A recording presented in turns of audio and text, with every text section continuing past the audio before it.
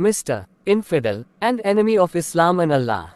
You are fond of making a joke of my beloved Prophet, peace be upon him, the best of mankind ever to exist on planet Earth, as to his marriage to Aisha, calling him a pedophile. May Allah's curse be upon you for insulting the most beloved of Allah. In defense of Prophet Muhammad's marriage to Aisha, peace be upon them both, I would like to point out that the Bible also records a young marriage. According to Genesis 25:20, Isaac was 40 years old when he married Rebekah. However, if we trace back through the genealogy in Genesis, Rebekah was only 3 years old when she married Isaac. Therefore, this shows that early marriages were not uncommon in ancient times. As an infidel that you are, you will disbelieve in your corrupted book called the Bible. Hello Abdul. Great to see you today with your religious fanaticism. Putting aside for now your fanaticism, I must respectfully disagree with your interpretation.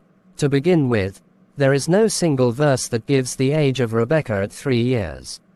This is sheer desperation from Muslims to put Muhammad in a good light from a bad light. Let's clarify the biblical context. In Genesis 22:20-24, Abraham receives news about his brother Nahor's family. Some time later Abraham was told, Milcah is also a mother. She has borne sons to your brother Nahor. Uzed the firstborn, Buz his brother, Kemuel, the father of Aram, Kest, Hazo, Pildash, Jidlaph, and Bethuel. Bethuel became the father of Rebekah. Notice here that the Bible describes multiple generations, not just the immediate birth of Rebekah. Before you make your bad dua, make sure you read the Bible well so that you don't disgrace yourself in the public for the sake of your religion and prophet. Whatever. Who are you but a common infidel? But still, if Isaac was 40 years old, and Rebekah was just born when the news reached Abraham, it implies she was very young when she married Isaac. Don't lie to me please. Stop making me to laugh at your obvious desperation. The passage you refer to doesn't suggest that the news about Rebekah's birth arrived exactly when she was born. It's unreasonable to assume that Abraham received the news the very moment Rebekah was born. Common sense is needed here unless your religion had taken it away from you.